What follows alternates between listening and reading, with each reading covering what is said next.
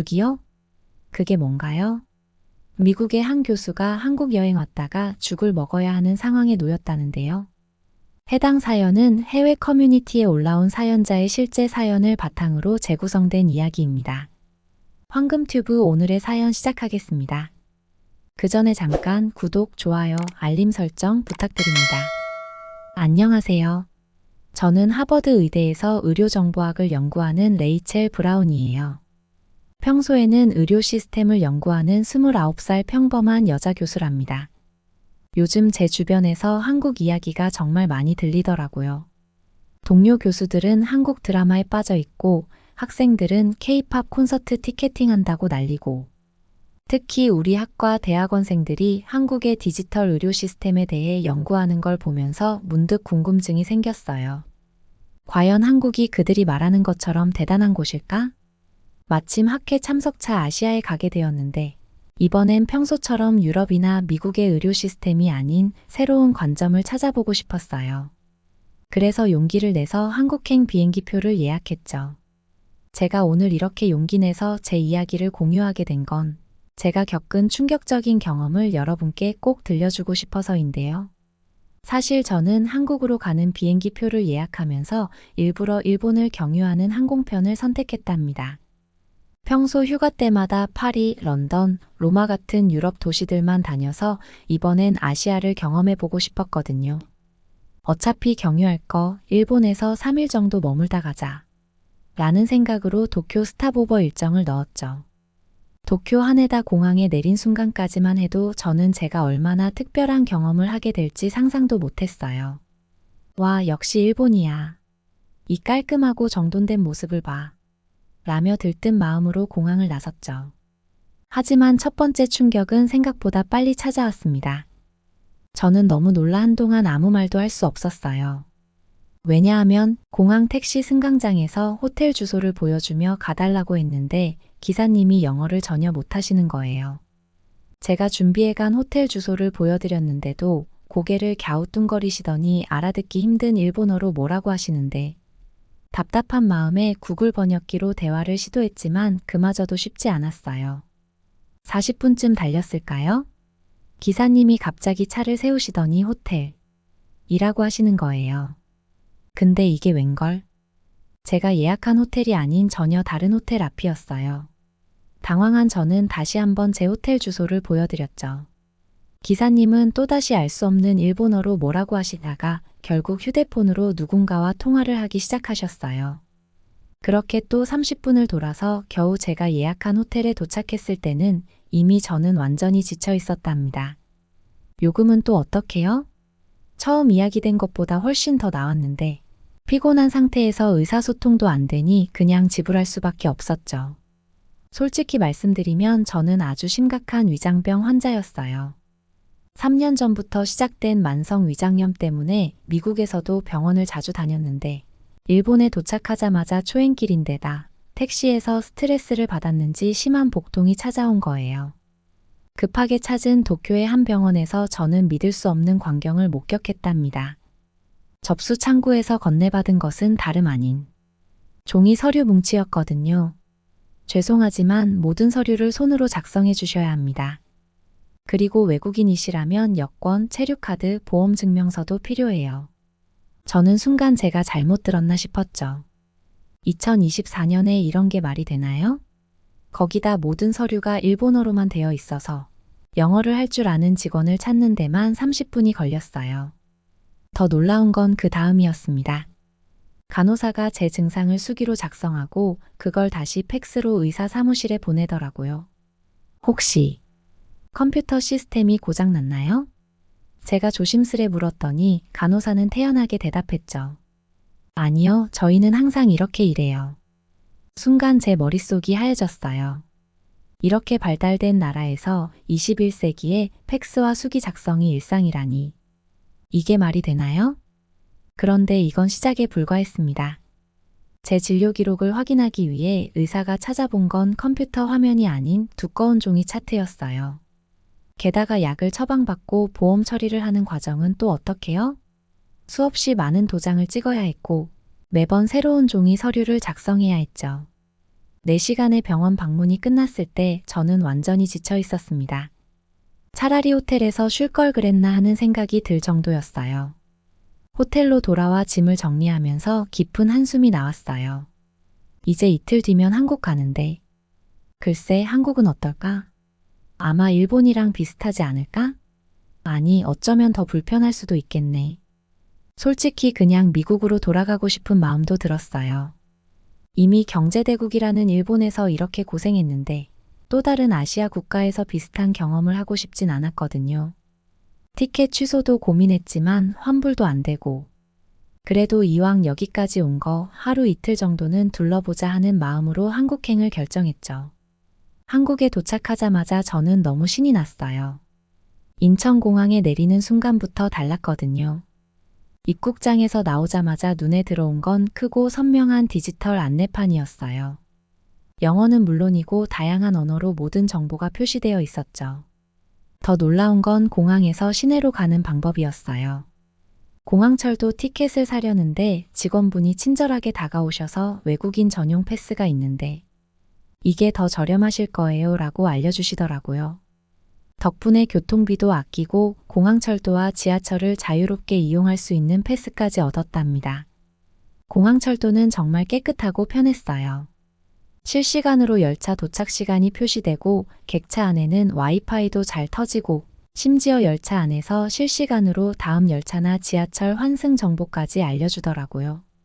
일본의 불편했던 경험이 마치 먼 나라 이야기처럼 느껴졌어요. 호텔에 도착해보니 이곳도 완전 스마트했어요. 체크인도 키오스크로 할 수 있었고 직원분들도 모두 능숙한 영어로 안내해 주셨죠. 짐을 풀면서 이거 생각보다 괜찮은데 하는 마음이 들었어요. 평소 유튜브로 한국 음식을 자주 봤거든요. 특히 길거리 음식이 정말 먹음직스러워 보였죠. 그래서 짐을 호텔에 두자마자 바로 근처 명동으로 향했답니다. 유튜브에서 본 그대로였어요. 떡볶이, 호떡, 붕어빵. 하나하나 맛보면서 행복한 시간을 보냈죠. 그러다 문득 불닭볶음면에 도전해볼까? 하는 생각이 들었어요.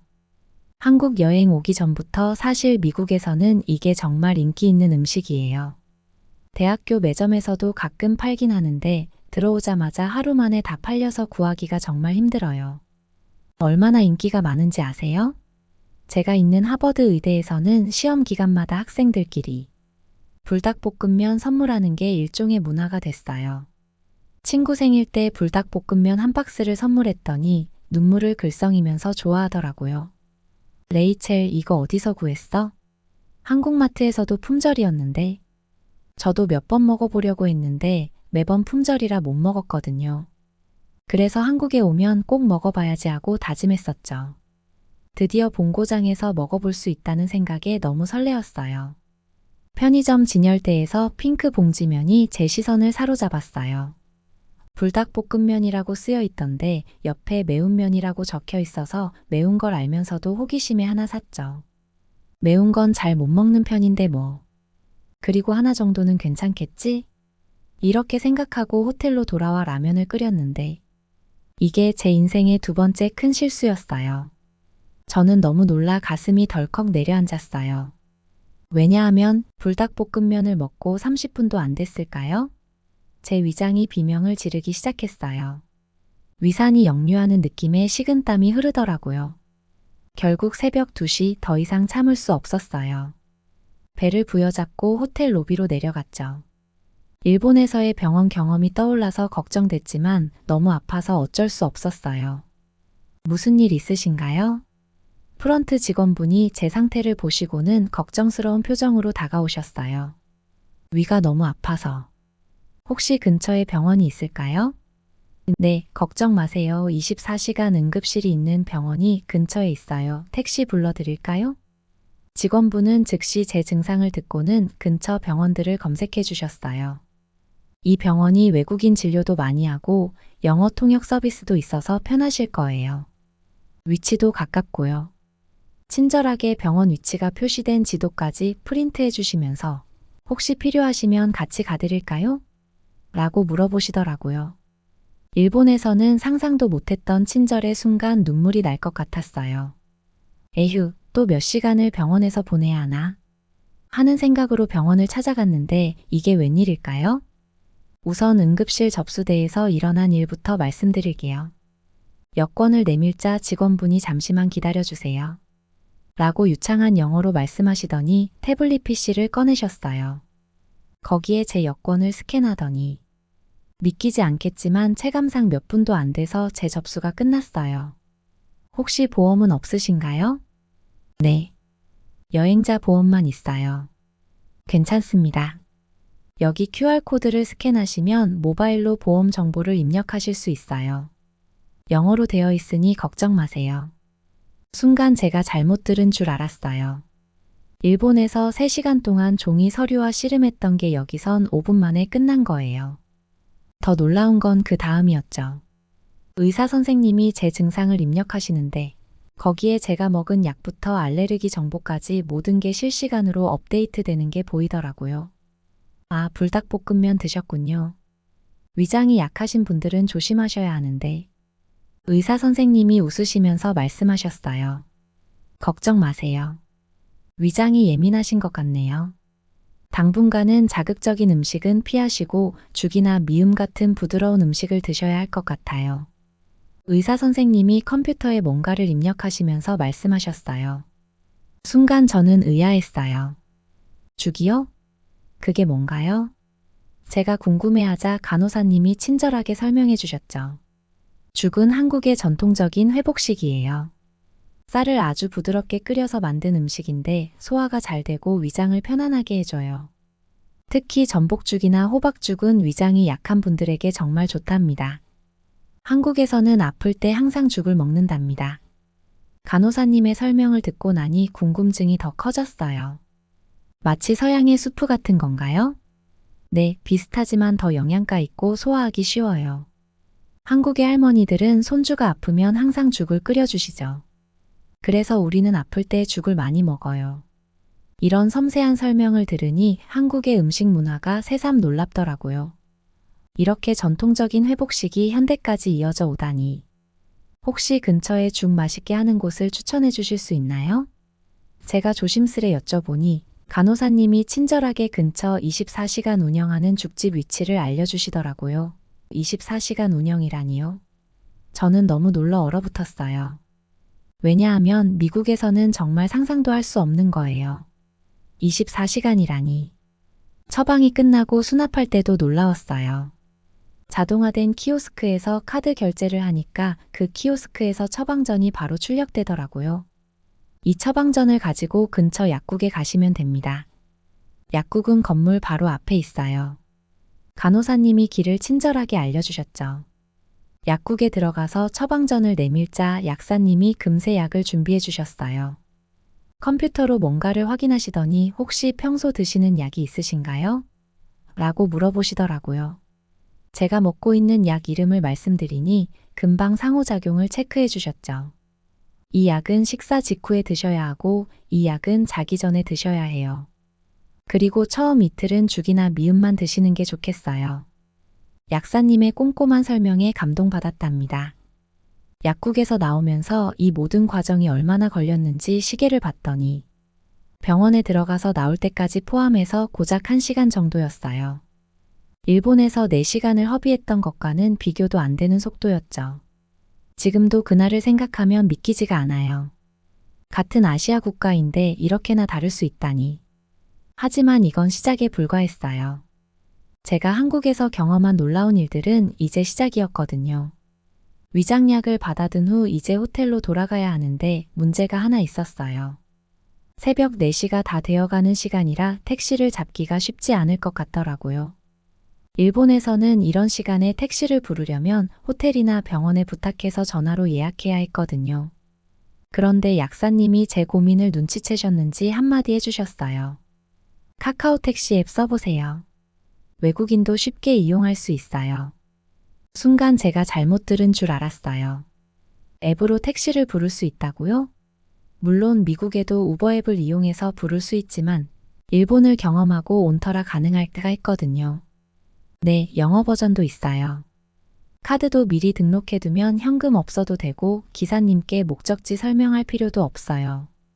앱에서 다 해결되니까요. 호기심에 앱을 다운받아 봤는데 정말 영어 버전이 있는 거예요. 게다가 해외 신용카드도 바로 등록이 되더라고요. 목적지는 호텔 주소를 입력하기만 하면 됐고요. 신기한 건 택시를 부르자마자 지도에 운전사님의 위치가 실시간으로 보인다는 거였어요. 예상 도착 시간까지 알려주더라고요. 2분 후면 도착한 데서 병원 앞으로 나갔는데 정말로 2분 만에 택시가 왔어요. 택시에 타자마자 또 한 번 놀랐어요. 기사님이 친절하게 영어로 인사를 건네시더니 호텔로 가시는 거 맞죠? 라고 확인하시는 거예요. 일본에서는 제가 호텔 주소를 종이에 적어서 보여줘도 의사소통이 안 돼서 너무 고생해야 했는데 말이에요. 다음날 아침 컨디션이 조금 나아졌지만 아직은 무리하고 싶지 않아서 호텔에서 쉬기로 했어요. 문득 간호사님이 추천해주신 죽이 생각나서 호텔 직원분께 죽집을 물어봤더니 배달시켜드릴까요? 하시더라고요. 배달이요? 호텔로도 가능한가요? 네, 앱으로 주문하면 돼요. 영어 버전도 있어서 외국인들도 쉽게 이용하실 수 있어요. 호기심에 앱을 다운받아 봤는데 정말 신세계였어요. 메뉴가 모두 사진과 함께 영어로 설명되어 있고 리뷰도 볼 수 있더라고요. 게다가 결제도 해외 카드로 바로 가능했죠. 직원이 추천해준 전복죽을 주문하고 얼마나 걸릴까 궁금했는데 30분도 안 돼서 도착한다는 알림이 왔어요. 더 놀라운 건 앱에서 실시간으로 주문부터 조리, 배달까지 모든 과정을 확인할 수 있다는 거였어요. 심지어 배달하시는 분이 어디쯤 오고 계신지 지도로 볼 수 있더라고요. 미국에서도 배달 앱은 많이 써봤지만 이 정도로 정교한 시스템은 처음이었어요. 죽을 받아보고 또 한 번 놀랐어요. 포장이 너무 깔끔했고 온도도 퍼펙트. 배달 음식인데도 죽을 먹으면서 한국 드라마를 보는데 이게 웬걸 앱으로 주문한 음식들이 드라마에도 자주 나오는 거예요. 하루 종일 호텔에서 죽도 먹고 한국 드라마도 보면서 쉬었는데 문득 이런 생각이 들더라고요. 아, 이래서 한국 사람들이 배달을 즐기는구나. 이렇게 편하고 퀄리티도 좋으니. 컨디션이 좀 나아진 다음 날 이제 본격적으로 서울 구경을 나가보기로 했어요. 지하철을 타려고 하는데 일본에서처럼 복잡한 노선도를 보며 고민할 필요가 없더라고요. 네이버 맵이라는 앱을 깔아보니 영어로 길 안내를 해주는 거예요. 5번 출구로 나가세요. 2호선 방향으로 환승하세요. 지금 타시면 세정거장 뒤 도착해요. 마치 제 옆에서 누군가가 계속 안내해주는 것 같았어요. 게다가 실시간 도착 정보는 기본이고 몇 번째 칸이 덜 붐비는지까지 알려주더라고요. 일본의 복잡한 노선도와 씨름하던 게 무색할 정도였죠. 교통카드를 사려고 할 때는 더 놀라웠어요. 편의점 직원분이 모바일 교통카드도 있어요 라고 알려주시는 거예요. 스마트폰으로 교통카드를 대체할 수 있다니. 지갑을 들고 다닐 필요도 없더라고요. 점심을 먹으러 가는 길에는 버스도 한번 타봤는데 이것도 대박이었어요. 버스 앱으로 실시간 위치를 확인할 수 있는 건 물론이고 제가 내릴 정류장을 앱에 등록해 두니까 이번 정류장에서 하차하세요 라고 알림이 오더라고요. 외국인이 버스를 잘못 타고 종점까지 가는 실수는 절대 없을 것 같았어요. 서울의 교통수단들이 다 연결되어 있다는 것도 놀라웠어요. 지하철에서 버스로 갈아타도 교통카드 하나로 모든 게 해결되고 심지어 할인도 받을 수 있더라고요. 일본에서는 버스, 지하철 더욱이 지하철 노선마다 각각 다른 카드를 써야 했는데 말이죠. 그리고 정말 감동받은 건 제가 실수로 지하철 카드 충전을 깜빡했는데도 마이너스 금액까지 결제가 되더라고요. 일본에서는 금액이 부족하면 한참을 기다려서 정산을 해야 했는데 여기선 그냥 다음에 충전하면 된대요. 교통비 결제할 때도 마음이 편했어요. 일본은 거의 현금만 받아서 항상 동전을 준비해야 했는데 서울은 신용카드는 물론이고 애플페이까지 다 되더라고요. 관광객 입장에서는 정말 편리한 시스템이었죠. 그날 저녁 호텔로 돌아오면서 문득 생각했어요. 이런 게 진정한 첨단 도시의 모습이구나. 똑같이 발전했다고 하는 도시들인데 이렇게나 큰 차이가 있다니. 정말 놀라웠죠. 서울 관광을 하면서 정말 즐거웠는데 한 가지 걱정이 생겼어요. 제가 가지고 온 현금이 거의 다 떨어져 가고 있었거든요. 일본에서 병원뿐만 아니라 가는 곳마다 대부분 현금만 받아서 많이 썼더라고요. 한국도 일본처럼 현금 위주의 사회일까? 이런 걱정을 안고 근처 은행을 찾아갔어요. 마침 점심시간이라 사람이 많을 것 같아서 일본에서처럼 서류 작성할 종이랑 펜도 미리 준비해 갔답니다. 도와드릴까요? 직원분이 다가오셔서 친절하게 물어보셨어요. 네, 계좌를 만들고 싶은데요. 여권 가져오셨나요?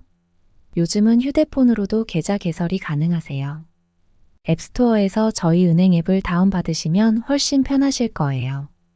순간 제가 잘못 들은 줄 알았어요.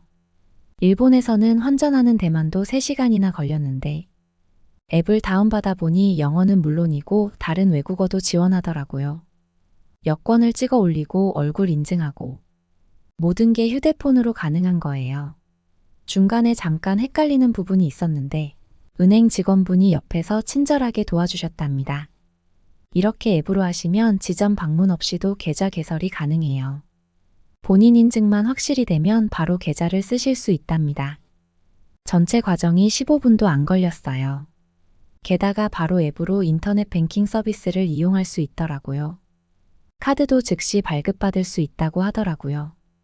이제 이 앱으로 모든 은행 업무를 보실 수 있어요. 송금도 실시간으로 가능하고 환전도 앱에서 미리 신청하면 공항에서 픽업하실 수 있어요. 이게 말이 되나요? 일본에서는 은행 업무 하나 보려면 매번 지점에 가서 도장을 찍고 서명하고 심지어 ATM도 은행 업무 시간에만 이용할 수 있었는데 앱을 살펴보니 정말 신기한 기능들이 많더라고요. QR코드로 결제는 기본이고 해외 송금도 수수료가 정말 저렴했어요. 미국 은행 앱보다도 더 편리하더라고요. 지하철에서 우연히 옆자리에 앉으신 할머니께서 스마트폰으로 주식 거래하시는 걸 봤을 때는 정말 입이 떡 벌어졌어요. 일본에서는 젊은 사람들도 잘 안 하는 모바일 뱅킹을 연세 드신 분들까지 자유롭게 사용하시다니 이제는 더 이상 현금을 들고 다닐 필요가 없어요. 스마트폰 하나면 모든 게 해결되니까요. 어쩌면 이게 진정한 디지털 혁신이 아닐까요? 하버드로 돌아가면 꼭 우리 학생들에게 이야기해주고 싶어요.